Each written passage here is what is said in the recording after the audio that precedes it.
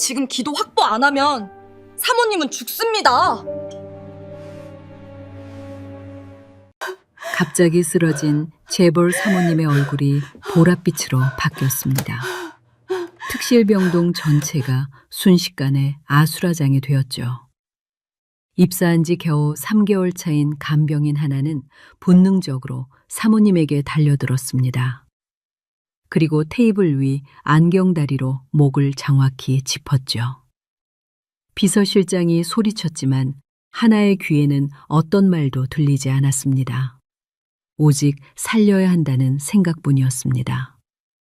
도대체 이 간병인은 누구일까요?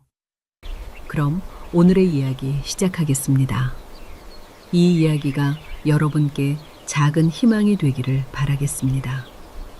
구독과 좋아요는 저에게 큰 힘이 됩니다. 서울중앙대학병원 특실병동 12층, 오후 유시, 점심 식사가 막 끝난 시간이었습니다. 이곳 12층은 다른 병동과 달랐어요. 복도에 깔린 이탈리아산 대리석은 발소리조차 흡수했고 간접 조명이 만들어내는 은은한 빛은 마치 고급 호텔처럼 고요했습니다. 일반 병동의 북적임과는 완전히 다른 세계였어요. 하지만 이 고요함은 평화가 아니었습니다. 긴장이었습니다. 특실 전용 안내소에서 수간호사 이미경의 목소리가 낮게 깔렸어요.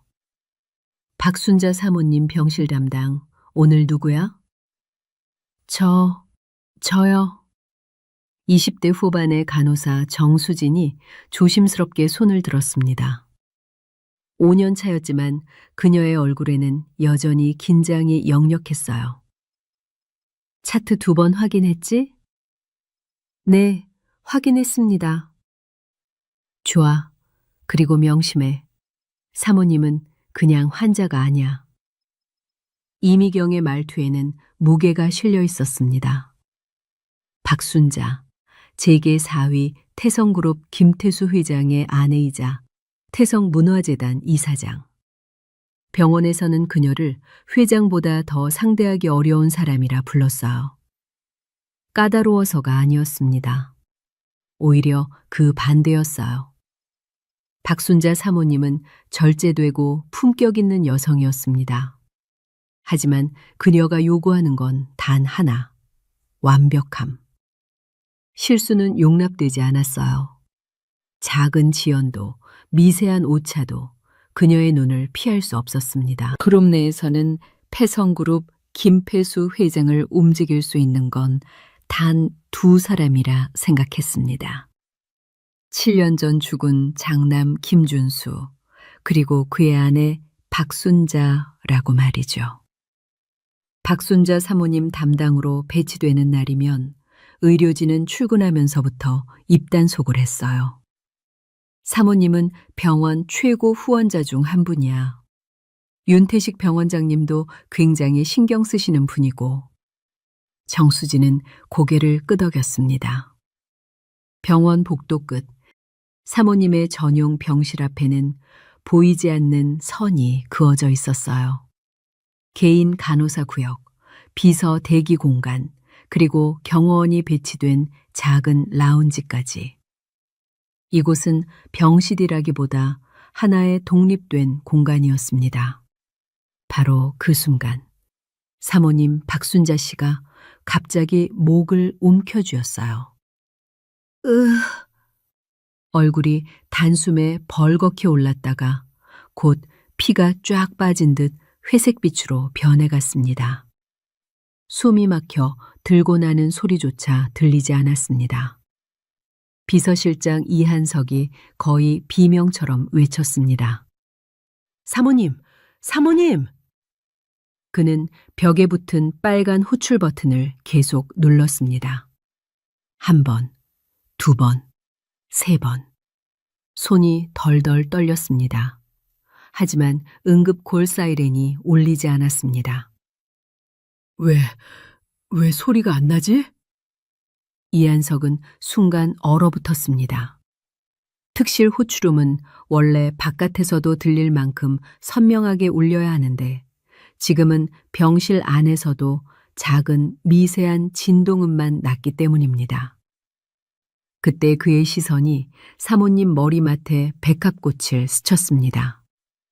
불과 1시간 전 며느리가 들렀다 가며 사모님과 케이크 한 조각을 나눠 먹고 오랜만에 웃으며 담소를 나누던 장면이 떠올랐습니다.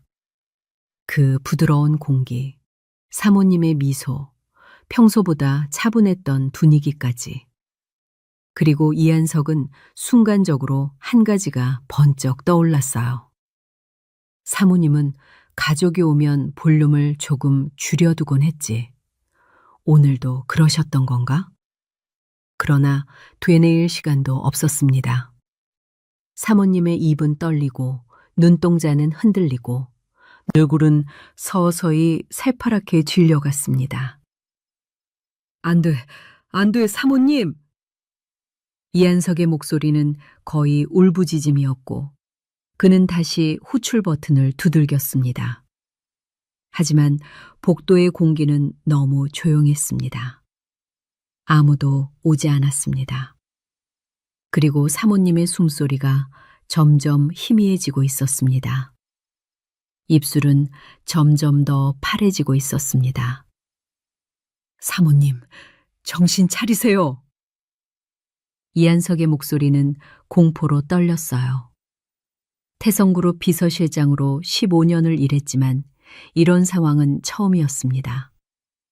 그는 재계 거물들을 상대하는 데는 능숙했지만 의료 응급 상황 앞에서는 무력했어요. 사모님의 얼굴은 이미 청색증으로 어두워지고 있었습니다. 그때였습니다. 조용히 환자복을 정리하던 간병인이 움직였습니다. 눈빛이 매서웠습니다. 비켜주세요. 30대 여성 김하나. 3개월 전 이 병동에 배정된 신입 간병인이었습니다. 하나는 사모님에게 달려가 상태를 확인했습니다. 맥박을 짚고 목을 살폈습니다. 기도 폐쇄입니다. 지금 당장 확보해야 해요. 비서실장이 소리쳤습니다. 당신이 뭘 안다고. 하지만 하나의 손은 이미 움직이고 있었습니다. 침대 옆 테이블 위에 안경을 집어들었습니다. 그리고 프레임에서 안경다리를 분리했습니다. 다시 펜꽂이에서 볼펜을 꺼내 심을 빼냈습니다. 손놀림이 빨랐습니다. 마치 수백 번 해본 사람처럼. 뭐 하는 거야? 비서실장이 하나의 발을 붙잡았습니다. 당신 같은 간병인이 뭘 안다고 함부로 건드려. 사모님께 무슨 일이라도 생기면. 지금 안 하면 사모님 목숨이 위험합니다. 하나의 목소리는 차갑고 단호했어요. 놔주세요. 안 돼. 의료진이 올 때까지 기다려야 해. 비서실장이 하나의 양팔을 잡았습니다. 쉼껏 끌어당겼어요. 하지만 하나는 움직이지 않았습니다. 지금 이 순간에도 사모님의 뇌에는 산소 공급이 안 되고 있어요. 3분만 더 지나면 뇌 손상이 시작됩니다. 그래도 비키세요. 하나가 비서실장의 손을 뿌리쳤어요. 순간적인 힘이었습니다. 비서실장이 뒤로 비틀거렸어요. 당신 지금! 그 찰나였습니다. 하나의 손이 사모님의 목으로 향했어요. 왼손으로 목의 정확한 위치를 짚었습니다. 윤상갑상막, 갑상연골과 윤상연골 사이 불과 1cm도 안 되는 그 공간. 안 돼! 멈춰! 비서실장이 다시 달려들었습니다. 하지만 이미 늦었어요. 하나의 오른손이 움직였습니다. 안경다리 끝으로 피부를 정확히 눌렀어요. 그리고 볼펜심을 그 사이로 조심스럽게 밀어 넣었습니다. 윤상 갑상막을 통한 기도 확보입니다. 침착한 목소리였어요. 비서실장이 그 광경을 멍하니 바라봤습니다. 입이 벌어졌어요. 쉬. 공기가 들어가는 소리가 들렸습니다. 사모님의 가슴이 움직였어요. 청색증이 서서히 가라앉기 시작했습니다. 호흡이 돌아왔어요. 파랗던 입술이 조금씩 색을 되찾았습니다. 비서실장은 제자리에 얼어붙었어요. 자신이 막으려 했던 그 행동이 사모님을 살렸습니다. 간호사들이 도착했습니다. 무슨 일이... 상황을 본 수 간호사의 눈이 커졌습니다. 응급기도 확보가 이미 됐다고? 의료진이 급히 산소 마스크와 응급장비를 가져왔습니다. 사모님은 가까스로 안정을 찾았습니다. 그 순간 김태수 회장은 아내의 병실로 향하고 있었습니다. 엘리베이터 문이 열리자마자 혼란스러운 의료진들이 분주하게 움직이고 있었습니다. 그 틈에서 김태수 회장은 사모님 곁에서 손에 묻은 피를 닦고 있는 간병인을 바라봤습니다. 사모님의 호흡이 돌아온 직후에 안정된 모습도요. 회장은 한마디 말도 하지 않았지만 그 눈빛은 이미 모든 상황을 읽고 있었다. 엘리베이터를 내려 이 상황을 지켜보던 회장 김태수가 천천히 다가왔습니다. 70대의 노인이었지만 눈빛만은 여전히 날카로웠습니다. 그 순간 모든 의료진이 고개 숙여 인사를 했습니다. 그는 그 인사를 뒤로 한 채 하나를 가만히 바라봤습니다. 하나는 손을 씻으며 고개를 숙였습니다. 죄송합니다. 간병인인 제가 선을 넘었습니다. 회장이 물었습니다. 자네, 어디서 배웠나? 응급처치는 누구나 배울 수 있습니다. 그 정확한 위치를, 그 침착함을 누구나 알 수 있다고? 하나는 대답하지 않았습니다. 수간호사도 의아한 표정으로 물었습니다. 간병인이시죠? 의료 경력이 있으신가요? 없습니다. 짧은 대답이었습니다. 수간호사는 고개를 끄덕이면서도 잠시 하나의 얼굴을 유심히 바라봤습니다. 이상하네? 어디서 본 것 같은데? 그녀는 곧 시선을 돌렸지만 설명할 수 없는 기억이 눈동자 뒤에서 어른거렸습니다. 그리고 모두가 느꼈습니다. 이 여자는 평범한 간병인이 아니라는 것을. 회장은 비서실장에게 눈짓했습니다. 김하나 씨 신상을 조회해보게. 알겠습니다. 하나의 등에서 식은땀이 흘렀습니다. 그는 복도 저편 병원 로고가 새겨진 벽을 바라봤습니다. 서울중앙대학병원. 그 글씨를 보는 순간 얼굴이 굳어졌습니다. 이곳. 4년 전 그녀의 인생이 무너진 바로 그곳이었습니다. 손이 떨렸습니다. 하지만 아무도 몰라야 했습니다. 지금은 그냥 간병인일 뿐이었습니다. 하나는 조용히 병실을 나갔습니다. 그러나 회장의 시선은 계속 그를 따라갔습니다. 무언가 잘못되었습니다. 아니, 무언가 시작되고 있었습니다. 30분 뒤, 사모님은 응급실로 이송되었습니다. 회장과 가족들이 뒤따라 내려갔습니다. 하나는 병동에 남아 침대 정리를 하고 있었습니다. 하지만 손이 떨렸습니다. 왜 하필 이 병원에? 3개월 전 간병인력 소개소를 통해 배정받았을 때 이곳이라는 걸 알았다면 절대 오지 않았을 것입니다. 하지만 어머니 치료비가 급했습니다. 특실병동 간병은 급여가 2배였습니다. 선택의 여지가 없었습니다. 비서실장이 병실 문을 열고 들어왔습니다. 김하나 씨? 네. 회장님께서 응급실로 오라고 하십니다. 심장이 쿵 내려앉았습니다.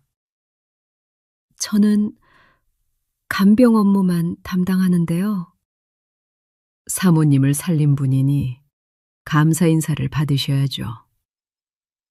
거절할 수 없었습니다. 하나는 천천히 엘리베이터를 탔습니다. 지하 1층 응급실. 문이 열렸습니다. 그 순간 4년 전의 기억이 밀려왔습니다. 흰 복도와 피냄새, 그리고 누명. 눈앞이 흐려졌습니다. 괜찮으세요? 비서실장이 물었습니다. 네, 괜찮습니다. 응급실 대기실로 들어갔습니다. 회장이 서 있었습니다. 김하나 씨, 고맙네. 제 일을 했을 뿐입니다. 일? 간병인이 응급기도 확보를? 응급처치 자격증이 있습니다. 자격증으로 되는 게 아니야. 자네는 경험이 있어. 대답하지 않았습니다. 그때였습니다. 응급실 안쪽에서 의료진이 나왔습니다. 중년 남자, 의사 가운에 응급의학과 팀장 서재혁이라는 명찰이 달려 있었습니다. 서재혁이 회장에게 보고했습니다. 사모님 상태는 안정되었습니다. 다행히 초기 대응이. 그의 시선이 하나에게 닿았습니다. 멈췄습니다. 하나도 그를 봤습니다. 두 사람의 시선이 공중에서 얼어붙었습니다. 서재혁의 얼굴이 굳었습니다. 자네가 왜 여기 있나? 목소리가 낮아졌습니다. 하나는 고개를 숙였습니다. 간병 업무 중입니다. 간병? 서재혁이 비웃듯 말했습니다. 그래, 이제 그게 자네 일이지. 회장이 물었습니다. 두 분이 아는 사이입니까? 예전에 같이 일했습니다. 서재혁이 차갑게 말했습니다. 하지만 지금은 아닙니다. 공기가 무거워졌습니다. 하나는 주먹을 꽉 쥐었습니다. 서재혁은 회장에게 말했습니다. 검사 결과가 나오면 다시 보고 드리겠습니다. 그리고 하나를 한 번 더 쏘아보고는 안으로 들어갔습니다. 회장이 하나를 바라봤습니다. 무슨 일이 있었나? 개인적인 일입니다. 개인적? 저 사람 눈빛은 개인적이지 않았는데. 하나는 대답할 수 없었습니다. 그때 복도 끝에서 누군가 급하게 걸어왔습니다. 60대 남자, 흰 가운에 병원장 윤태식이라는 명찰이 보였습니다. 윤태식이 회장에게 인사했습니다. 회장님, 사모님 상태가 괜찮으시다니 다행입니다. 그러다 하나를 봤습니다. 순간 미세하게 눈썹이 움직였습니다. 자네가 여기? 병원장님. 하나가 고개를 숙였습니다. 윤태식은 잠시 하나를 바라보다가 곧 표정을 지웠습니다. 간병 업무 중인가? 네. 그래, 열심히 하게. 차갑고 짧은 말이었습니다. 회장은 그 모든 것을 지켜봤습니다. 응급의학과 팀장도, 병원장도 이 여자를 보는 눈빛이 예사롭지 않았습니다. 대체 무슨 일이 있었던 거지? 회장은 비서실장에게 속삭였습니다. 저 여자, 이 병원 과거 기록까지 전부 조회해. 알겠습니다. 하나는 그 시선들을 견디며 복도에 서 있었습니다. 가슴이 답답했습니다. 여기만은 안 되는데. 4년 전 그날이 자꾸 떠올랐습니다. 병원장실과 협박, 그리고 조작된 차트. 김하나, 자네가 책임져. 아니면 자네 어머니 치료는 끝이야. 눈을 감았습니다. 하지만 이미 늦었습니다. 운명은 다시 그를 이곳으로 끌어들였습니다.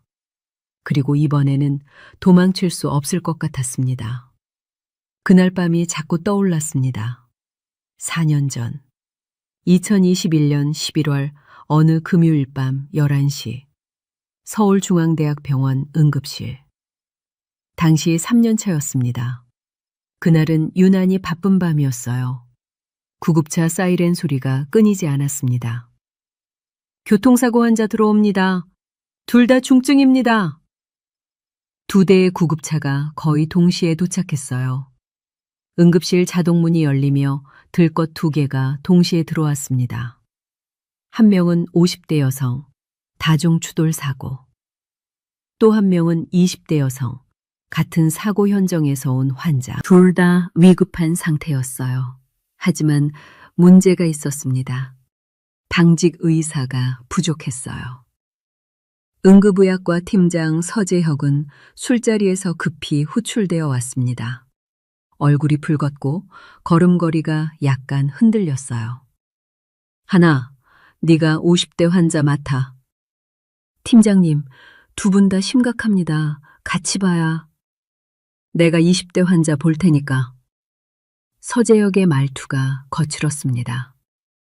가까이 다가가자 술 냄새가 확실히 났어요. 하나는 50대 여성 환자에게 달려갔습니다. 흉부 타박상, 다발성 골절. 하나가 빠르게 초음파를 확인했어요. 내부 출혈은 없습니다. 골절 부위 고정. 손이 빠르게 움직였습니다. 정맥로 확보, 수액 투여, 숨 맥박 상태 확인. 환자의 상태가 조금씩 안정되기 시작했어요. 그때였습니다. 옆 침대에서 다급한 소리가 들렸어요. 환자 혈압 떨어집니다. 20대 여성 환자 쪽이었습니다. 복부 손상이 심각했어요. 내부 출혈이 계속되고 있었습니다. 서재혁이 당황하고 있었어요. 수혈 준비. 하지만 술 때문에 손이 떨리고 있었습니다. 판단이 느렸어요. 팀장님, 복강 내 출혈입니다. 지금 수술실로 올려야 합니다. 간호사가 다급하게 소리쳤어요. 알아, 내가 알아서 해. 서재혁이 화를 냈습니다. 하지만 그의 처치는 계속 늦어졌어요. 수액 라인 확보에 실패했습니다. 2번, 3번. 초음파 확인도 제대로 안 됐어요. 하나는 자기 환자의 상태를 확인했습니다. 안정적이었어요. 생명에는 지장이 없었습니다. 반면 옆 침대의 20대 여성은 점점 나빠지고 있었어요. 하나가 결심했습니다. 간호사님, 여기는 제가 계속 모니터링 할게요. 저기 도와주세요. 하나는 옆 침대로 달려갔어요. 팀장님, 제가 하겠습니다. 뭐야, 네 환자는? 이미 안정됐습니다. 지금 이분이 더 급합니다. 하나가 20대 여성의 복부를 확인했어요. 초음파를 댔습니다. 복강 내 대량 출혈. 이미 너무 많은 피가 빠져나간 상태였어요. 수술실 연락, 지금 당장! 하나의 손이 빠르게 움직였습니다. 수액 라인을 다시 확보했어요. 수혈을 시작했습니다. 혈압을 안정시키는 주사를 투여했어요. 하지만 혈압 계속 떨어집니다. 60, 50. 수술실 준비됐습니다. 지금 올립니다. 환자를 들것에 옮겼어요. 수술실로 향하는 복도. 갑자기 심정지. 환자 심정지. 하나가 즉시 심폐소생술을 시작했습니다. 가슴 압박, 정확한 율칩, 정확한 리듬. 하나, 둘, 셋. 땀이 흘렀어요. 30회 압박, 인공호흡, 다시 30회 압박. 전기 충격기. 환자의 몸이 퀴어올랐어요. 하지만 심장은 뛰지 않았습니다. 다시. 여전히 반응이 없었어요. 하나가 다시 심폐소생술을 시작했습니다. 손바닥이 아프고 팔이 떨렸습니다. 하지만 멈출 수 없었어요.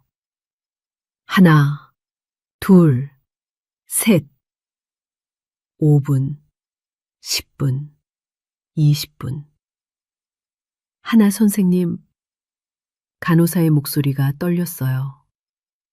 이미, 아니야, 조금만 더. 하나가 계속 압박했습니다. 하지만 환자의 동공은 이미 풀려 있었어요. 30분이 지났습니다. 선배 의사가 하나의 어깨를 잡았어요. 하나야, 그만해. 아니에요. 조금만 더 하면. 이미 늦었어. 그만해. 하나의 손이 멈췄습니다. 환자의 가슴에서 천천히 떨어졌어요.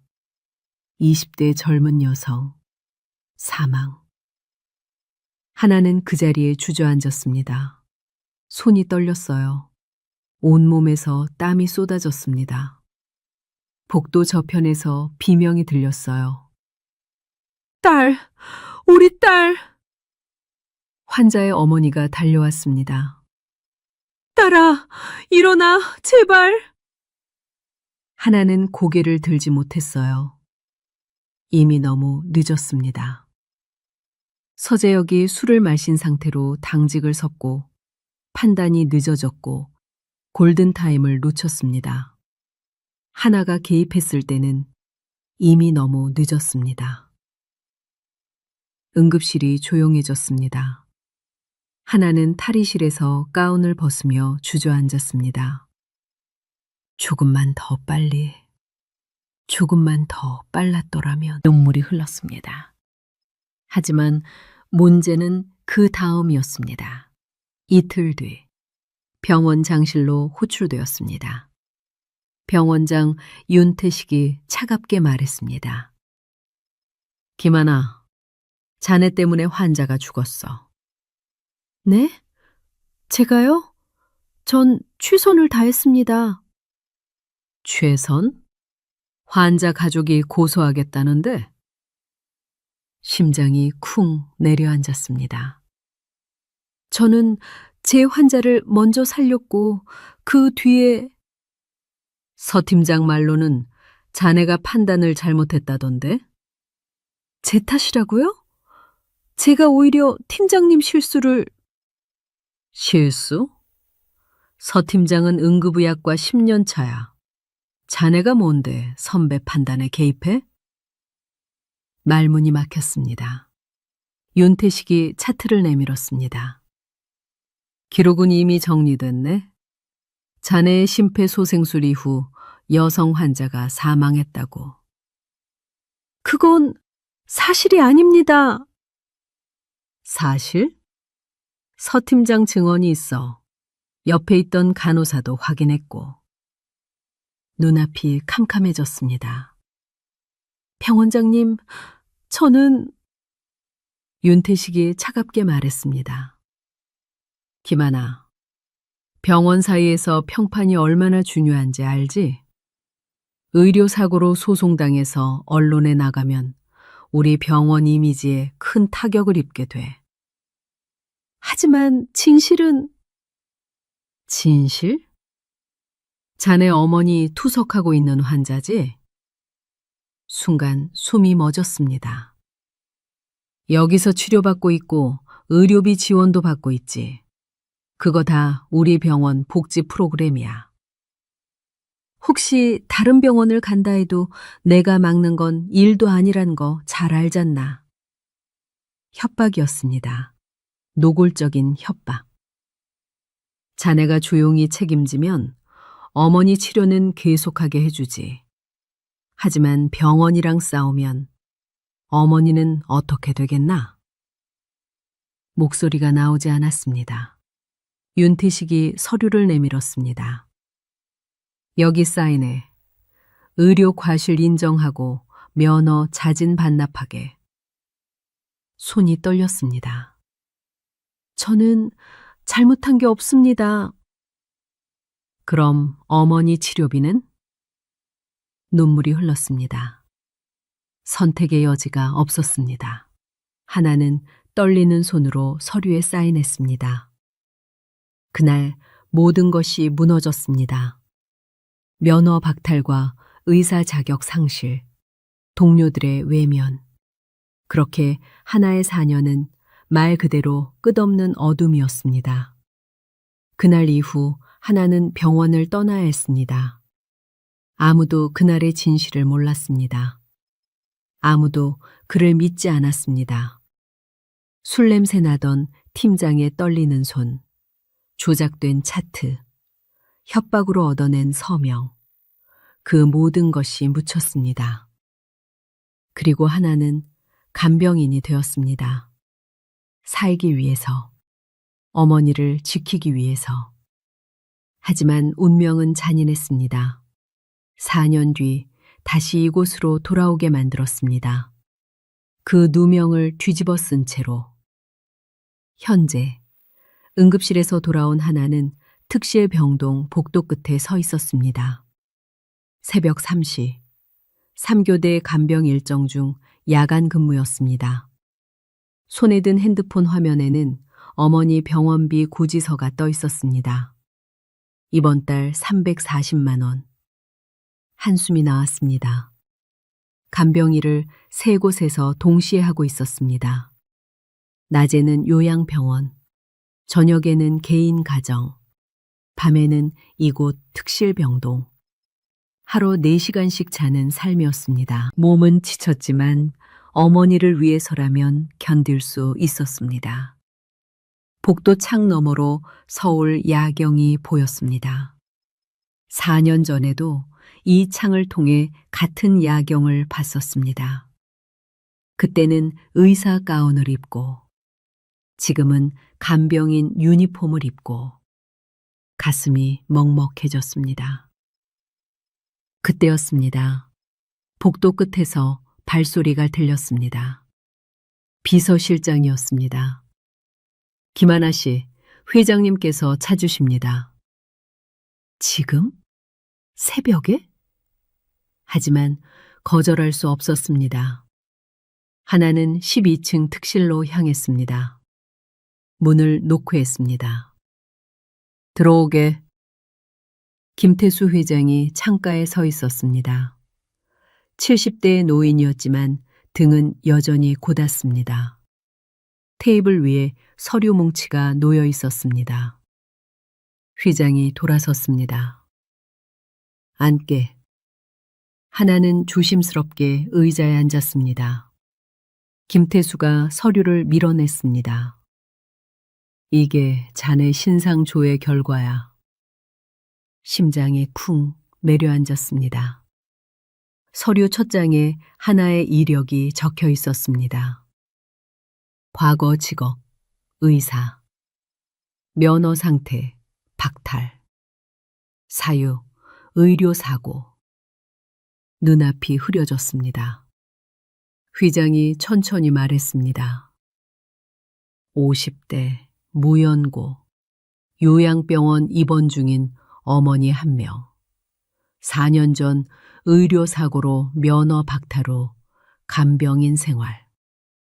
한 문장 한 문장이 가슴에 박혔습니다. 왜 숨겼나? 하나는 고개를 숙인 채 대답했습니다. 숨긴 게 아닙니다. 묻지 않으셨을 뿐입니다. 사실이었습니다. 간병 소개소에서는 과거 경력을 묻지 않았습니다. 지금 일할 수 있는지만 확인했습니다. 김태수가 창밖을 바라봤습니다. 침묵이 흘렀습니다. 오늘 아내의 기도를 확보했다는 걸 들었네. 그건 10년 이상 경력자도 어려운 일이지. 회장의 목소리가 낮아졌습니다. 그런 사람이 의료사고를 일으킨다? 믿기지 않는군.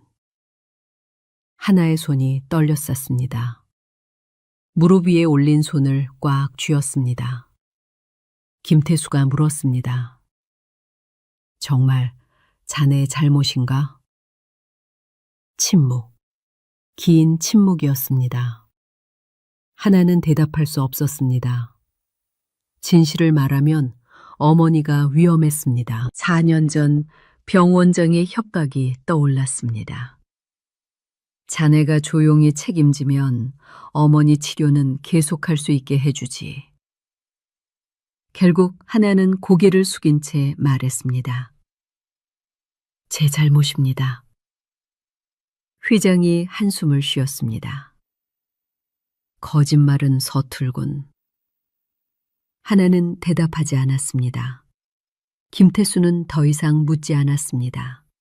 대신 다른 질문을 던졌습니다. 왜 하필 이 병원에 왔나? 자네를 무너뜨린 곳 아닌가? 하나의 목소리가 떨렸습니다. 급여가 좋아서입니다. 특실 병동은 일반 병동보다 2배를 줍니다. 돈 때문에 악몽을 견디겠다? 어머니 치료비가 필요합니다. 그것이 전부였습니다. 선택의 여지가 없었습니다. 김태수는 하나를 가만히 바라봤습니다. 그 눈빛에는 의심과 동시에 묘한 연민이 섞여 있었습니다. 회장이 말했습니다. 당분간 아내의 전담 간병을 해주게. 추가 수당은 따로 지급하지. 감사합니다. 대신 조건이 있네? 하나는 고개를 들었습니다. 절대 거짓말하지 마. 내가 모르면 진실만 말해야 해. 지킬 수 있겠나? 노력하겠습니다. 노력? 이건 약속이야, 약속. 하나는 고개를 끄덕였습니다. 회장은 더 이상 말하지 않았습니다. 하나는 조용히 방을 나왔습니다. 복도에 서서 가슴을 쓸어내렸습니다. 이러다 들통나면. 식은땀이 흘렀습니다. 그때였습니다.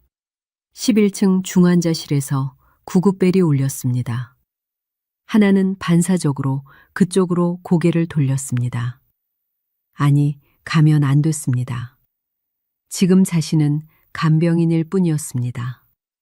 하지만 발이 저절로 움직였습니다. 복도를 달려 중환자실 앞까지 갔습니다. 유리창 너머로 보였습니다. 간호사들이 급하게 움직이고 있었습니다. 환자 모니터에 붉은 경고등이 깜빡였습니다. 하나의 손이 문 손잡이에 닿았습니다. 하지만 열지 못했습니다. 나는 이제 의사가 아니야. 손을 떼었습니다. 천천히 돌아섰습니다. 그 순간 누군가 복도 저편에서 지켜보고 있었어요. 응급의학과 팀장 서재혁이었습니다. 그는 하나를 보며 비웃듯 말했습니다. 아직도 의사 흉내 내나? 하나는 대답하지 않고 고개를 숙였습니다. 서재혁가 다가왔습니다. 김하나, 경고하는데 여기서 쓸데없는 짓 하지 마. 4년 전처럼 또 사고 치면. 말끝을 흐렸습니다. 하지만 협박의 의미는 명확했습니다. 하나는 주먹을 쥐었습니다. 하지만 참았습니다. 서재혁은 비웃으며 지나갔습니다. 하나는 그 자리에 서서 눈을 감았습니다. 얼마나 더 참아야 할까? 얼마나 더 고개를 숙여야 할까? 그때 12층에서 비명소리가 들렸습니다. 사모님! 사모님! 하나가 계단을 뛰어 올라갔습니다. 사모님 병실이었습니다. 박순자 씨가 침대에서 몸을 떨고 있었습니다. 간호사가 당황하며 맥박을 재고 있었습니다. 하나가 다가갔습니다. 사모님의 눈이 번쩍 떠졌습니다. 그리고 하나를 봤습니다. 선생님, 가느다란 목소리였습니다. 또 보내요. 하나의 심장이 멎었습니다. 또 보다니. 사모님이 떨리는 손으로 하나의 손을 잡았습니다. 그날 선생님이 저를. 말이 끊겼습니다. 다시 의식을 잃었습니다. 간호사가 급히 호출했습니다. 의료진이 달려왔습니다. 하나는 멍하니 서 있었습니다. 그날? 무슨 그날? 사모님과 자신 사이에 과거가 있단 말인가? 하지만 기억나지 않았습니다. 복도에 선 채로 사모님을 바라봤습니다. 무언가 잘못되고 있었습니다. 아니, 무언가 시작되고 있었습니다. 운명의 퍼즐이 하나씩 맞춰지고 있었습니다. 그리고 그 중심에 자신이 있었습니다. 다음 날 아침, 하나는 사모님 병실 정리를 하고 있었습니다. 박순자 씨는 여전히 깊은 잠에 빠져 있었습니다. 어젯밤 발작 이후 진정제를 투여받았습니다. 침대 옆 테이블을 닦으며 하나는 생각했습니다. 그날이라는 게 대체 뭘까? 사모님의 마지막 말이 자꾸 떠올랐습니다. 그날 선생님이 저를. 기억을 더듬어 봤지만 떠오르지 않았습니다. 그때 병실 문이 열렸습니다. 30대 여성이 들어왔습니다. 명품 핸드백에 화려한 옷차림, 며느리 강미란이었습니다. 손에는 케이크 상자가 들려 있었습니다. 뒤따라 들어온 40대 남자는 차남 김준호. 두 사람은 사모님을 힐끗 보더니 창가에서 속삭이기 시작했습니다. 하나는 들리지 않는 척 청소를 계속했습니다. 하지만 귀로는 다 듣고 있었습니다. 언제까지 이러실 건데? 벌써 2달째잖아. 그날 확실히 더 먹이는 건데 하필 입맛이 없다 하셔서. 며느리의 목소리였습니다. 조용해. 간병인 있잖아. 뭐 어때? 어차피 간병인 따위가 어쩔 건데. 냉정한 말투였습니다. 차남 김준호는 하나를 나가 있으라고 지시하고 하나는 밖으로 나왔습니다. 복도 끝 두 사람의 목소리가 낮게 깔렸습니다. 하나는 문 밖에서 이 소리를 듣고 있었습니다. 어머님 상태가 이러면 회장님 재산 정리가 늦어지는 거 아시죠? 며느리의 목소리였어요. 조급함이 묻어났습니다. 알아. 하지만 지금은 어머님 건강이 먼저야. 건강이 먼저라고요? 비웃음이 섞인 목소리였습니다. 며느리는 한 걸음 다가서며 목소리를 낮췄습니다. 삼촌 쪽에서 이사회 소집 요구했어요.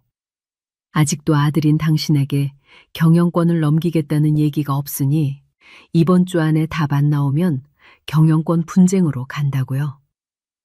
침묵이 흘렀습니다.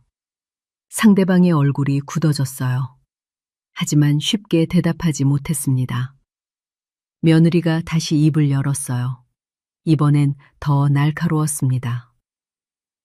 회장님 지분 이전 서류. 아직 도장도 안 찍으셨잖아요. 어머님 동의 없이는 불가능하다는 거 아시면서요. 복도에 정적만 흘렀습니다.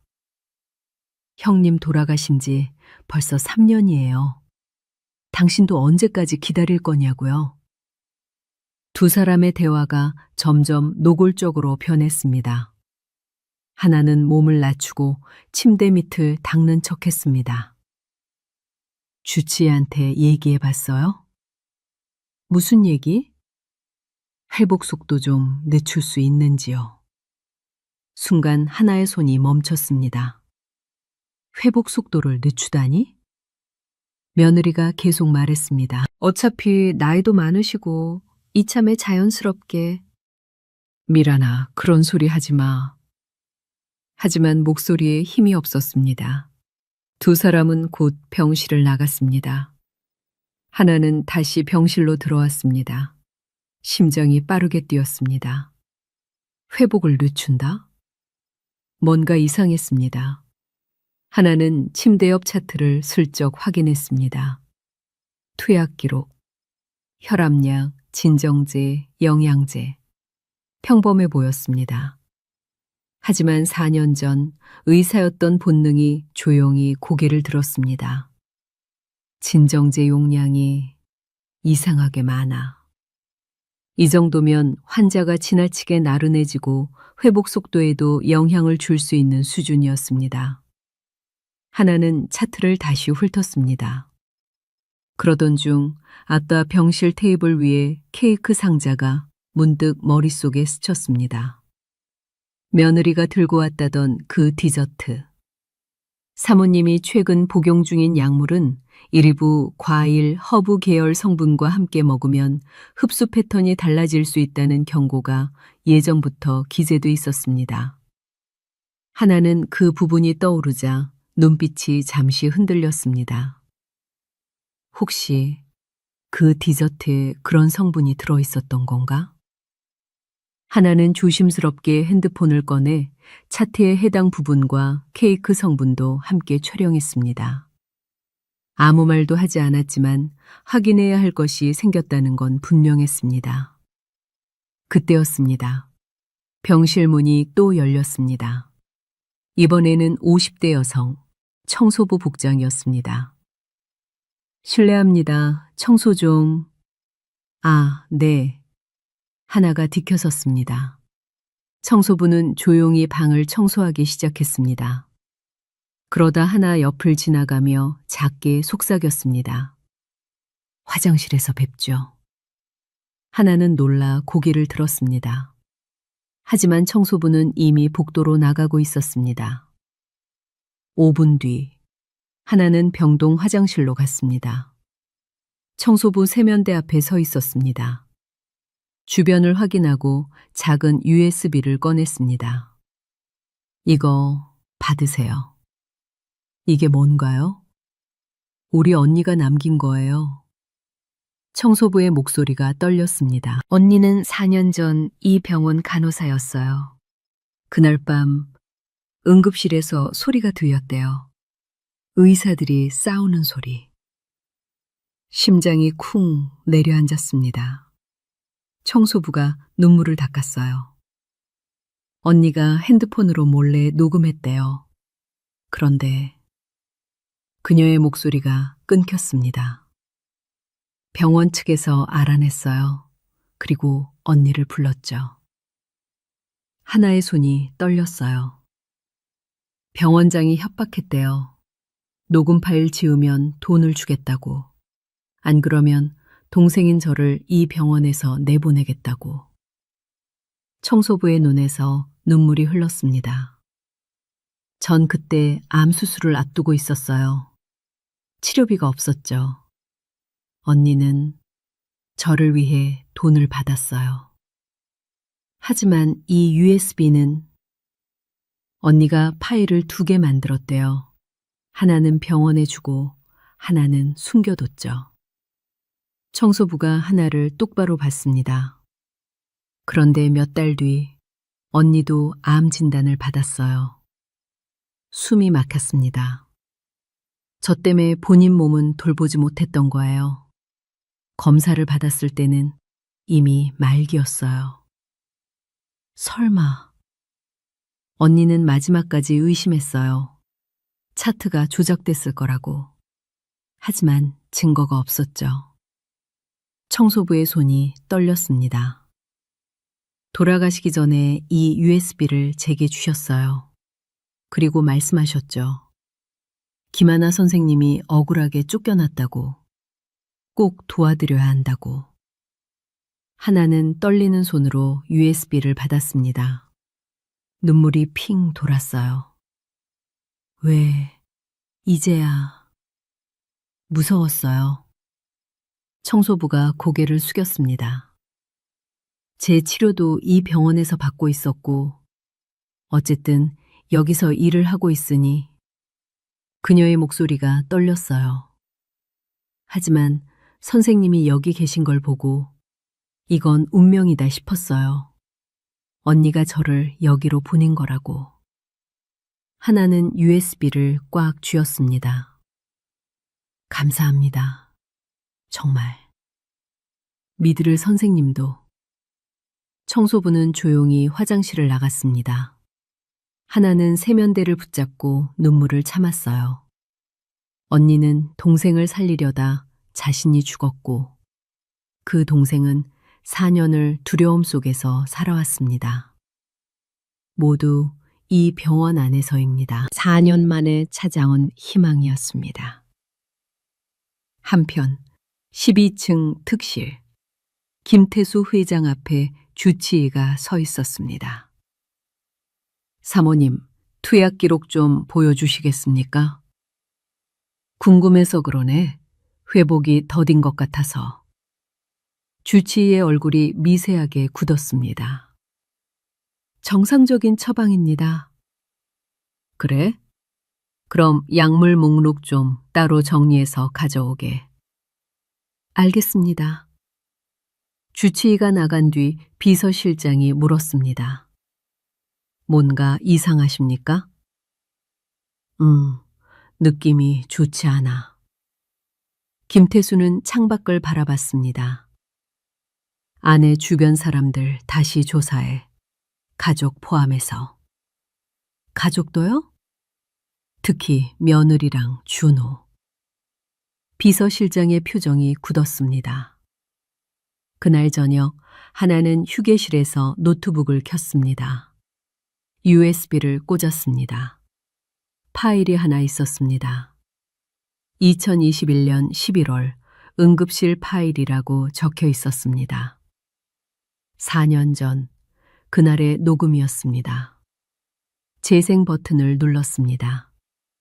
잡음이 들렸습니다. 그리고 목소리들이 들려왔습니다. 환자가 죽었어. 이거 어떻게 할 거야? 병원장 윤태식의 목소리였습니다. 김 선생에게 뒤집어 씌웁시다. 어차피 걔는 백도 없잖아요. 응급의학과 팀장 서재혁. 차트 조작하면 되지. 내가 할게. 또 다른 목소리. 환자 보호자한테는 기마나 실수라고 하자. 합의금 주고. 좋아. 그렇게 하지. 녹음이 끝났습니다.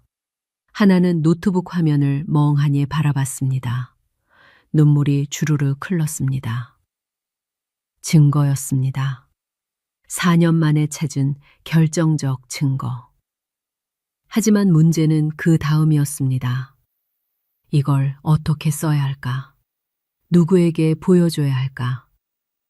그 순간 병실에서 비명이 들렸습니다. 사모님! 하나가 뛰어갔습니다. 박순자 씨가 눈을 뜨고 있었습니다. 그리고 하나를 봤습니다. 선생님, 기억났어요. 떨리는 목소리였습니다. 그날 당신이 저를 살렸어요. 하나의 심장이 멎었습니다. 4년 전 그날 밤 교통사고 제가 그 환자였어요. 눈앞이 캄캄해졌습니다. 사모님이 4년 전 생존자? 그 50대 여성 환자? 모든 퍼즐이 맞춰지기 시작했습니다. 운명이 다시 두 사람을 만나게 한 것이었습니다. 태성그룹 본사 회장실. 김태수 회장이 창밖을 바라보고 있었습니다. 책상 위에는 서류 몇 장과 USB가 놓여 있었어요. 하나가 건넨 자료였습니다. 회장은 지난 일주일간 조용히 움직였어요. 사모님의 투약 기록을 재분석했습니다. 외부 전문의에게 자문을 구했어요. 병실 CCTV를 확인했습니다. 그리고 마지막으로 병실 안에 소형 녹음기를 설치했습니다.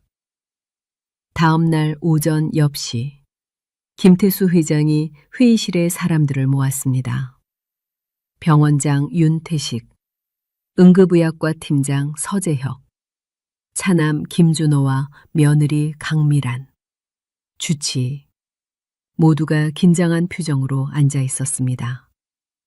회장이 입을 열었습니다. 오늘 여러분을 부른 이유가 있네. 차갑고 낮은 목소리였습니다. 병원장이 어색하게 웃었습니다. 무슨 일이십니까, 회장님? 회장은 대답 대신 서류를 테이블에 펼쳤어요. 사모님의 투약 기록이었습니다. 최근 3개월간의 상세한 데이터. 강미란이 서류를 집어들었어요. 표정은 차분했지만 눈빛이 흔들렸습니다. 회장이 특정 부분을 가리켰어요. 진정제 용량이 계속 증가하고 있더군. 주치 최인석이 안경을 굳혔으며 대답했습니다. 사모님의 불안 증상 때문에 조정한 겁니다. 표준 치료 범위 내에서요. 회장이 또 다른 서류를 꺼냈어요. 서울대병원 정신과 교수의 소견서였습니다. 70대 여성에게는 과다 용량이라고 하시더군. 최인석의 얼굴이 미세하게 굳었어요. 그는 전문 용어로 반박하려 했지만 회장이 손을 들어 막았습니다. 그리고 USB를 꺼냈어요. 순간 공기가 얼어붙었습니다. 회장이 노트북을 열고 파일을 재생했습니다. 회복 속도가 너무 빨라요. 용량을 조금 더 조정하면 이 정도면 회복이 2주 정도 더 늦어질 겁니다. 충분한가요? 충분합니다. 어차피 나이도 많으시고. 녹음이 끝났습니다. 회의실은 정적에 휩싸였어요. 며느리 강미란이 벌떡 일어났습니다. 얼굴이 창백했어요. 이건 오해예요. 잘못 들으신 겁니다. 하지만 회장의 눈빛은 차갑게 가라앉아 있었습니다. 그는 또 다른 파일을 열었어요. 혈액검사 그래프가 화면에 떴습니다.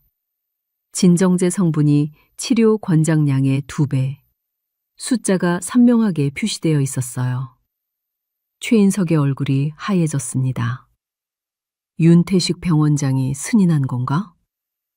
회장의 질문에 최인석은 입을 다물었습니다. 차남 김준호가 다급하게 끼어들었어요.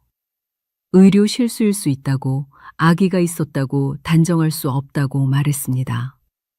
하지만 회장의 표정은 변하지 않았어요. 3개월 동안 계속된 게 실수인가? 침묵이 흘렀습니다. 회장이 자리에서 일어났어요.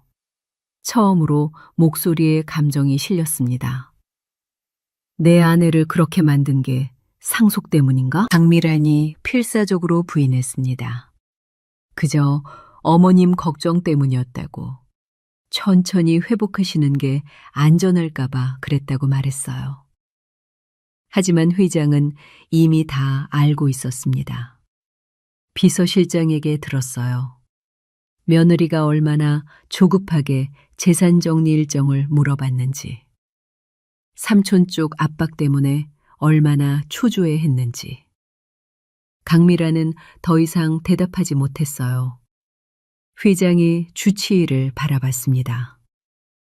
자네는 누구한테 돈을 받았나? 최인석의 입술이 떨렸습니다.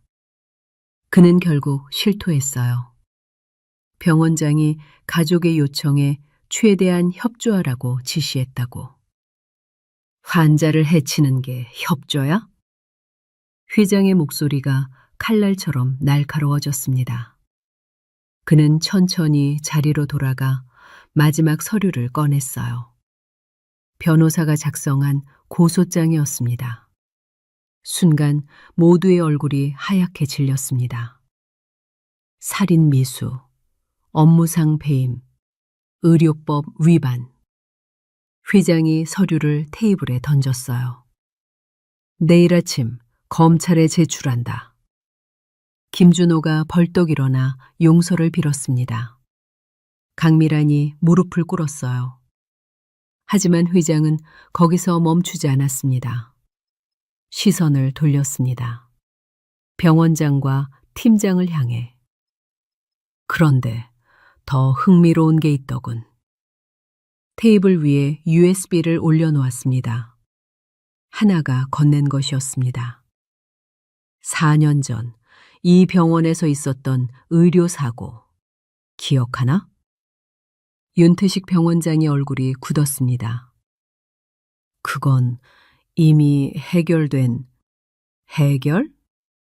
완벽한 조작이라고 생각했겠지? 회장이 노트북의 재생 버튼을 눌렀습니다. 하지만 삐 오류음만 울렸어요. 파일이 재생되지 않았습니다. 회장의 손이 멈췄어요. 다시 눌렀습니다. 여전히 같은 오류음. 병원장 윤태식의 입가에 비웃음이 번졌습니다. 서재혁도 안도의 한숨을 쉬었어요. 회장님. 윤태식이 천천히 일어섰습니다. 목소리에 여유가 묻어났어요. 아무리 회장님이시라도 공개된 자리에서 이런 거짓 발언을 하시는 건 받아들일 수 없습니다. 이는 회의실을 둘러봤어요. 그 자리에 가족들을 향해 말했습니다. 증거도 없이 의료진을 모욕하는 행위. 이건 역시 법정으로 대응하겠습니다. 회장의 얼굴이 굳었어요. 당황한 기색이 역력했습니다. 그때였습니다. 회의실 문이 열렸어요. 모두의 시선이 일제히 그쪽으로 향했습니다.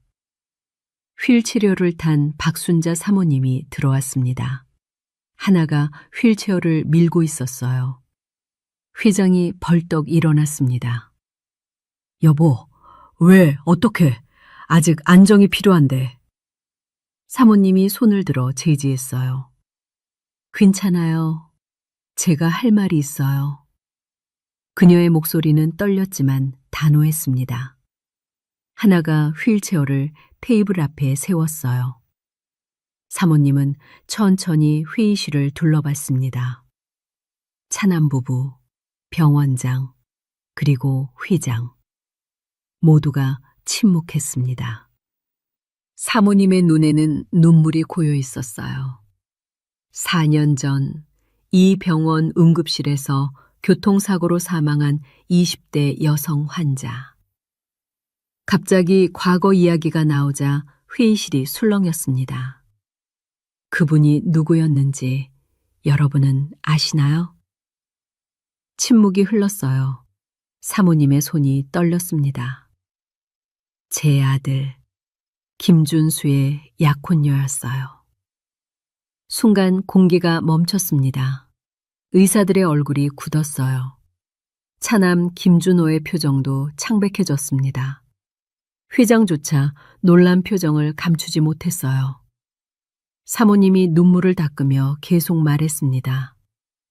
그날 밤 저와 준수, 약혼녀 단둘이 차를 타고 가고 있었어요. 그녀의 목소리가 떨렸어요. 결혼 준비 때문에 웨딩홀을 보러 가는 길이었죠. 준수는 회사 일로 못 왔고. 사모님은 잠시 말을 멈췄습니다. 숨을 고르듯 천천히 호흡했어요. 비가 오고 있었어요. 앞차가 갑자기 급정거를 했고 저는 피하려다. 눈물이 흘렀습니다. 사고가 났어요. 회의실은 정적에 휩싸였어요. 저와 그 아이는 둘 다 응급실로 실려갔죠. 사모님의 목소리가 끊어졌습니다. 둘 다 목숨이 오가는 위급한 상황이었어요. 그녀는 하나를 가리켰어요. 이 사람이 김하나 선생님이 그날 밤 당직이었어요. 하나는 고개를 숙였습니다. 손이 떨렸어요. 30분 동안 심폐소생술을 했어요. 포기하지 않고 끝까지 애썼죠. 사모님의 눈물이 멈추지 않았습니다. 하지만 그 아이는 결국 사망하고 말았어요. 침묵이 흘렀어요. 준수는 새벽에 병원으로 달려왔어요. 약혼녀가 이미 떠난 뒤였죠. 사모님의 목소리가 낮아졌습니다. 그날 이후 준수는 무너졌어요. 사랑하는 사람을 잃었고 자신이 함께 있었다면 그 아이를 지킬 수 있었을 거라고. 그녀의 손이 떨렸어요. 매일 병원에 와서 물어봤어요. 정말 최선을 다한 건지, 정말 살릴 방법이 없었던 건지. 그리고 알게 됐죠. 사모님이 고개를 들었습니다. 병원이 김하나 선생님한테 책임을 떠넘긴 걸. 의료 사고라고, 판단 착오라고 몰아간 걸. 회의실이 술렁였어요. 준수는 진실을 알았어요. 그날 밤 응급실 당직 의사가 술을 마신 상태였다는 것도, 김하나 선생님이 홀로 2명의 환자를 감당해야 했다는 것도. 사모님의 목소리에 분노가 섞였습니다. 하지만 말할 수 없었어요. 왜 말하지 못했습니까? 차남 김준호가 조심스럽게 물었습니다. 사모님이 준호를 똑바로 바라봤어요. 회사 때문이었어. 침묵. 태성그룹 사모가 교통사고를 냈다는 게 알려지면 주가가 흔들릴 거라고, 회사 이미지가 타격을 받을 거라고. 그녀의 목소리가 떨렸어요. 비서실에서, 홍보팀에서, 이사회에서까지 모두가 입을 막았어요. 사고 자체를 축소시켰죠. 사모님은 회장을 바라봤습니다. 당신도 말리지 않았죠? 회장의 얼굴이 굳었어요. 대답하지 못했습니다. 준수는 그 진실을 알면서도 말하지 못했어요. 어머니 때문에, 회사 때문에. 사모님의 눈물이 끊임없이 흘렀습니다. 그 죄책감을 견디지 못했어요. 사랑하는 사람을 잃은 것도, 억울한 사람을 구하지 못하는 것도. 그녀의 목소리가 떨렸습니다. 그래서 1년 뒤에 스스로 세상을 떠났어요. 모두가 충격에 휩싸였습니다. 누군가는 고개를 숙였고 누군가는 눈을 감았습니다. 자살이 아니라 사고사라고 발표했죠. 또 회사 이미지 때문에. 사모님이 비웃었어요. 아들을 잃었어요. 거짓 때문에. 눈물이 끊임없이 흘렀습니다. 저도 비겁했어요. 사모님이 하나를 바라봤습니다. 김하나 선생님이 억울하게 쫓겨났다는 걸 알면서도 4년 동안 입을 다물고 있었으니까. 하나의 눈에서도 눈물이 흘렀었어요. 회사가 시끄러워질까봐, 제 사고가 알려질까봐 겁이 났어요. 사모님의 목소리가 떨렸습니다. 그래서 끝까지 말하지 못했어요. 준수가 남긴 유서에 김하나 선생님 이야기가 적혀 있었는데도. 회의실은 정적에 휩싸였어요. 사모님이 천천히 고개를 들었습니다. 이제는 말해야겠다고 생각했어요. 내가 또 죽을 뻔했을 때, 선생님이 저를 살렸을 때. 그녀는 하나의 손을 잡았어요. 4년 전엔 제가 선생님을 지키지 못했어요. 하지만 이번엔 제대로 하고 싶어요. 사모님이 회장을 바라봤습니다. 여보, 이제는 진실을 밝혀야 해요. 준수를 위해서라도. 휘장은 아무 말도 하지 못했어요. 그의 눈에도 눈물이 고여 있었습니다. 오랜 침묵 끝에 휘장이 천천히 고개를 끄덕였습니다. 알겠소.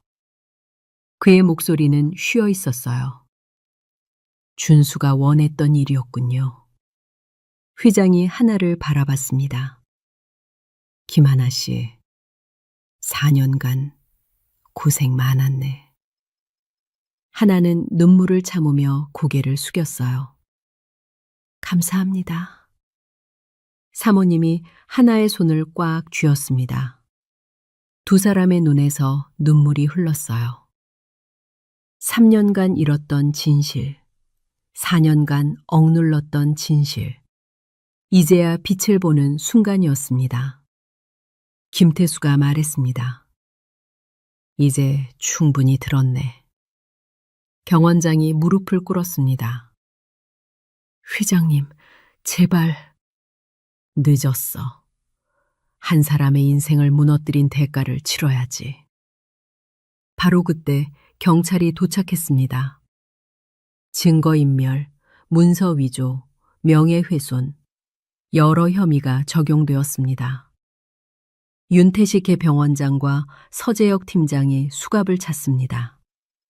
주치의도 공범으로 연행되었습니다. 며느리와 차남은 상속 방해 및 상해 미수로 조사를 받게 되었습니다. 복도에는 구경하는 의료진들이 모여 있었습니다. 수군거리는 소리가 들렸습니다. 저 사람들이 김하나 선생님을 4년 전 사건이 조작이었다니. 우리가 오해했네. 하나는 그 광경을 바라봤습니다. 심장이 뛰었습니다. 4년 만에 찾아온 순간이었습니다. 진실이 밝혀진 순간. 김태수 회장이 다가왔습니다. 이제 자네 이름을 되찾게 될 거야. 하나는 고개를 숙였습니다. 감사합니다. 고마워할 건 없네. 자네가 내 아내를 2번이나 살렸으니까. 회장이 손을 내밀었습니다. 하나는 그 손을 잡았습니다. 창밖으로 햇빛이 쏟아져 들어왔습니다.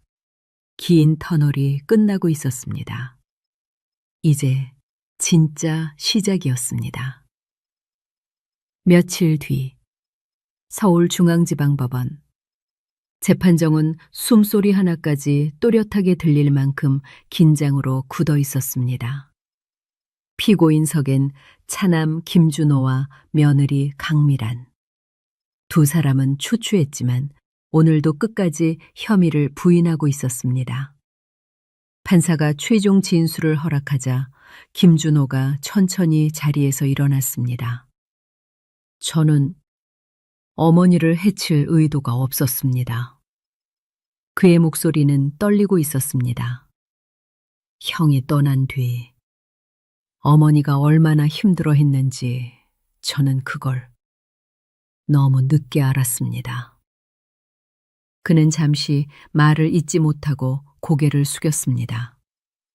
어머니는 겉으론 아무렇지 않은 척 하셨지만 속으론 형 걱정, 형 빈자리, 그리고 우리 가족 문제 때문에 매일같이 무너지고 있었다는 걸 이제 알았습니다. 그의 손이 작게 떨렸습니다. 그런데도 저는 회사 문제, 상속 문제에 매달리면서 고통을 더 키웠습니다. 어머니 쪽을 바라보는 그의 눈이 붉게 충혈되어 있었습니다. 어머니, 죄송합니다. 정말 죄송합니다. 잠시 법정에 조용한 정적이 흘렀습니다. 이어 며느리 강미란도 천천히 일어났습니다. 웃음도 울음도 아닌 복잡한 표정. 제가 부탁한 건 그저 휴식이 필요하다는 정도였습니다. 어머님을 해치려는 마음은 정말 없었습니다. 그녀는 고개를 숙이며 말했습니다. 하지만 결과적으로 그런 상황을 만든 건 저라는 걸 인정합니다. 그때 방청석의 회장 김태수가 천천히 손을 들어 올렸습니다. 재판장님, 증거 하나를 제출하고 싶습니다. 모든 시선이 회장에게 꽂혔습니다. 김태수는 USB 하나를 넘어갔습니다. 4년 전 이 병원에서 벌어쓰는 사건의 녹음입니다. 그리고 그날 처치 차트의 원본 사본입니다. 재판장은 놀라 눈을 크게 떴고 USB를 받아 재생했습니다. 지지, 잠시 잡음 뒤 목소리가 흘러나왔습니다. 재판정이 크게 술렁였습니다. 강미라는 그제야 눈을 크게 떴습니다. 저건 저희가 지시한 게 아니에요. 전 그런 얘기 들은 적도 없고. 주치의가 자리에서 벌떡 일어났습니다. 재판장님, 편집입니다. 전 절대 그런 얘기를... 판사는 책상을 두드렸습니다. 조용하십시오. 긴 침묵이 이어졌습니다. 판사는 모든 자료를 하나하나 확인한 뒤 깊게 숨을 들이켰습니다. 그리고 판결을 읽었습니다. 피고인 김준호. 상속 갈등 과정에서 어머니의 회복 지연을 묵인한 정황은 인정된다. 다만 직접적인 위해 의도는 불충분하므로 징역 2년, 집행유예 3년. 김준호는 자리에서 무너져 울음을 터뜨렸습니다. 그 울음에는 후회와 죄책감, 그리고 깨달음이 뒤섞여 있었습니다. 피고인 강미란. 약물 조정 요청 정황은 있으나 의료진의 은폐와 직접적 공모 증거는 부족하다. 징역 3년 중 2년, 집행유예, 사회봉사 240시간. 강미라는 다리에 힘이 풀려 자리에서 주저앉았습니다. 재판장은 똑똑 망치를 내리쳤습니다. 2주 뒤 서울중앙지방법원. 같은 장소의 다른 재판입니다. 하나는 법정에 섰습니다. 4년 만에 다시 선 자리였습니다. 재심 청구가 받아들여졌습니다. 검사 측에서 증거를 제출했습니다. 차트 조작 기록과 박순자 사모님의 채넌, 병원 내부 고발자들의 진술, USB를 건넨 청소부도 와주었습니다. 하나의 유죄를 증명했던 모든 것이 이제는 하나의 무죄를 증명하고 있었습니다. 판사가 판결문을 읽었습니다. 피고인 김하나 무죄. 그 한마디가 떨어지는 순간 하나의 눈에서 눈물이 쏟아졌습니다. 4년간 참아왔던 모든 것이 무너졌습니다. 방청석에서 누군가 박수를 쳤습니다. 김태수 회장이었습니다. 그 옆에 박순자 사모님도 눈물을 닦고 있었습니다. 박수가 점점 커졌습니다. 법정을 나왔습니다. 복도에 기자들이 몰려 있었습니다. 플래시가 터졌습니다. 김하나 선생님, 소감 한 말씀? 4년간 어떻게 버티셨습니까? 하나는 잠시 멈춰 섰습니다. 마이크 앞에 섰습니다. 떨리는 목소리로 말했습니다. 저는 도망치지 않았습니다. 눈물이 또 흘렀습니다. 4년 동안 간병인으로 살면서도 환자를 살리는 마음만은 버리지 않았습니다. 카메라가 집중했습니다. 진실은 반드시 밝혀진다는 것을 이제 믿습니다. 기자들이 환호했습니다. 법원 계단을 내려왔습니다. 그곳에 한 사람이 있었습니다. 휠체어에 앉은 어머니. 70대의 여인 얼굴이었지만 눈빛만은 또렷했습니다. 하나야, 하나가 무릎을 꿇고 어머니 손을 잡았습니다. 엄마, 저 해냈어요. 그래, 내 딸, 잘했어. 어머니의 손이 떨렸습니다. 미안해, 엄마. 그동안 너무 힘들게 해서. 아니야, 넌 잘못 없어. 두 사람은 한참을 그렇게 울었습니다. 지나가던 사람들이 멈춰서서 지켜봤습니다. 누군가는 함께 눈물을 닦았습니다. 다음 날 대한의사협회에서 공문이 도착했습니다. 의료 면허 복원. 하나는 그 서류를 오랫동안 바라봤습니다. 손끝이 떨렸습니다. 4년 만에 되찾은 이름이었습니다. 병원에서도 연락이 왔습니다. 새로 부임한 병원장이 직접 찾아왔습니다. 김하나 선생님, 진심으로 사과드립니다. 60대 여성 병원장이었습니다.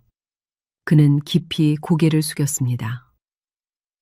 병원을 대표해서 그리고 의료인으로서 정말 죄송합니다. 하나는 고개를 끄덕였습니다. 받아들이겠습니다. 다시 모시고 싶습니다. 응급의학과 과장 자리가 아니요. 하나가 조용히 말했습니다. 전 그곳으로 돌아가지 않을 겁니다. 병원장이 놀란 표정을 지었습니다. 하지만 이곳은 제가 있어야 할 곳이 아닙니다. 하나는 창밖을 바라봤습니다. 용서는 하겠지만 잊을 수는 없어요. 병원장은 더 이상 말하지 못했습니다. 그저 다시 한번 고개를 숙였습니다. 일주일 뒤 하나는 어머니를 더 나은 병원으로 옮겼습니다. 김태수 회장이 의료비 전액을 지원했습니다. 은혜를 갚는 겁니다. 회장의 말이었습니다. 어머니의 새 병실은 햇빛이 잘 드는 곳이었습니다. 창밖으로 작은 정원이 보였습니다. 하나는 어머니 손을 잡고 앉아 있었습니다. 엄마, 이제 편히 쉬어요. 넌 이제 뭐 할 거니? 잘 모르겠어요. 하지만 희나는 다시 시작할 수 있을 것 같아요. 어머니가 딸의 손을 꽉 쥐었습니다. 자랑스럽다, 우리 딸. 그날 밤 하나는 오랜만에 깊은 잠을 잤습니다. 악몽도 없었습니다. 누군가를 원망하는 마음도 없었습니다. 4년간의 긴 터널이 끝났습니다. 이제 빛이 보였습니다. 그리고 그 빛을 향해 다시 걸어갈 수 있었습니다. 가슴이 따뜻해졌습니다. 오랜만에 느끼는 평화였습니다. 그리고 마침내 그녀는 또 다른 시작 앞에 서 있었습니다. 3개월 뒤 서울 강남의 한 건물 앞 김태수 의료재단 통합의료센터 현판식이 열리고 있었습니다. 김태수 회장이 테이프를 끊었습니다. 닥수 소리가 울려 퍼졌습니다. 노인 응급 의료와 만성질환 관리를 통합한 센터였습니다. 최첨단 시설의 최고의 의료진. 하지만 가장 중요한 것은 설립 목적이었습니다. 환자를 위한 의료. 현판 아래 작게 새겨진 문구였습니다. 기자들이 질문했습니다. 회장님, 이 센터를 만든 특별한 계기가 있으신가요? 김태수가 마이크를 잡았습니다. 제 아내가 위기에 처했을 때 한 분이 목숨을 구해주셨습니다. 잠시 멈췄습니다. 그분은 의사였지만 억울하게 간병인으로 살아야 했습니다. 그걸 보며 깨달았습니다. 진짜 실력 있는 의료인이 제대로 인정받는 시스템이 필요하다고. 박수가 쏟아졌습니다. 행사가 끝난 뒤 김태수는 별관으로 하나를 불렀습니다. 넓은 원장실이었습니다. 창밖으로 서울 전경이 한눈에 들어왔습니다. 어떤가 마음에 드나? 하나가 고개를 가웃했습니다. 무슨 말씀이신지? 이 센터 초대 의료 원장 자리야. 심장이 쿵 내려앉았습니다. 저한테요? 자네만큼 적임자가 없네. 응급 의료 경험, 환자를 대하는 마음, 그리고 무엇보다. 회장이 하나를 똑바로 봤습니다. 고난을 이겨낸 사람의 강인함이 있어. 하나는 말문이 막혔습니다. 하지만 저는 아직 준비됐어. 충분히. 회장이 서류를 내밀었습니다. 여기 계획서가 있네. 노인 응급 시스템, 만성질환 통합관리, 의료 사각지대 지원 사업. 하나가 서류를 넘기며 읽었습니다. 눈이 점점 커졌습니다. 이건 제가 꿈꾸던... 그래, 자네가 하고 싶었던 의료지. 하나의 눈에 눈물이 맺혔습니다. 4년 전 의사가 된 이유가 떠올랐습니다. 사람을 살리고 싶어서. 그 마음 하나로 여기까지 왔습니다. 감사합니다. 하겠습니다. 김태수가 미소 지었습니다. 잘 부탁하네, 원장님. 두 사람은 악수를 나눴습니다. 일주일 뒤 센터 개원 첫날. 하나는 흰 가운을 입었습니다. 거울 속 자신을 바라봤습니다. 가슴에 달린 명찰. 통합의료센터 원장 김하나. 4년 만에 다시 입는 가운이었습니다. 손으로 명찰을 쓸어내렸습니다. 뭉클했습니다. 진료실 문을 열었습니다. 첫 환자가 기다리고 있었습니다. 80대 할머니였습니다. 선생님, 여기가 좋다고 해서 왔어요. 하나가 따뜻하게 미소 지었습니다. 어디가 불편하세요? 무릎이랑 허리가 아파서요. 할머니의 이야기를 들으며 진찰했습니다. 조심스럽고 정확한 손길이었습니다. 환자를 대하는 마음이 달라졌습니다. 간병인으로 살며 배운 것들이 있었습니다. 환자의 아픔이 얼마나 외로운지, 작은 관심이 얼마나 큰 위로가 되는지. 할머니, 큰 문제는 아니에요. 치료하면 좋아지실 거예요. 고맙습니다, 선생님. 할머니가 환하게 웃었습니다. 하나도 함께 웃었습니다. 이거였어. 이게 내가 하고 싶었던 일. 가슴이 따뜻해졌습니다. 점심시간. 박순자 사모님이 센터를 방문했습니다. 건강을 많이 회복한 모습이었습니다. 원장님, 축하드려요. 사모님 오셨어요. 두 사람은 카페테리아에 앉았습니다. 창밖으로 봄볕이 쏟아졌습니다. 4년 전 그날이 자꾸 생각나요. 사모님이 말했습니다. 선생님이 저를 살렸죠. 그런데 선생님은 모든 걸 잃었어요. 정말 미안했어요. 아니에요. 덕분에 저는 더 단단해졌어요. 하나가 미소 지었습니다. 간병인으로 살면서 배운 게 많았어요. 환자의 마음을, 보호자의 고통을, 그리고 삶의 소중함을. 사모님이 하나의 손을 잡았습니다. 선생님은 진짜 의사예요. 감사합니다. 두 사람은 오랫동안 이야기를 나눴습니다. 과거의 아픔도, 현재의 감사도, 미래의 희망도. 모든 것이 이 순간으로 이어져 있었습니다. 저녁 무렵 하나는 센터 옥상에 올라갔습니다. 서울 하늘이 붉게 물들고 있었습니다. 핸드폰을 꺼내 어머니에게 전화했습니다. 엄마, 나야. 오늘 첫 진료 잘 끝났어. 그래, 다행이다. 엄마 덕분이야. 엄마가 있어서 버틸 수 있었어.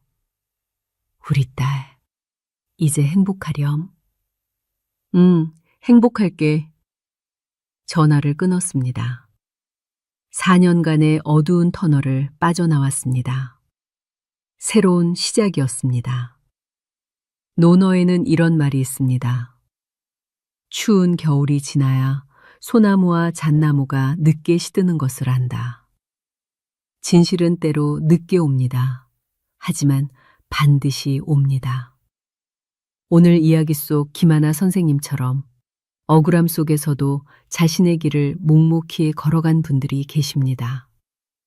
세상이 알아주지 않아도 당신이 해온 일들은 결코 헛되지 않습니다. 시간이 걸려도 괜찮습니다. 진실은 언젠가 빛을 봅니다. 그리고 그때 당신의 인생 이막이 시작됩니다. 오늘의 이야기가 마음에 닿으셨다면 구독과 좋아요로 함께 해주세요. 그리고 지금 이 순간 당신의 마음에도 작은 기적이 피어나길 바랍니다. 감사합니다.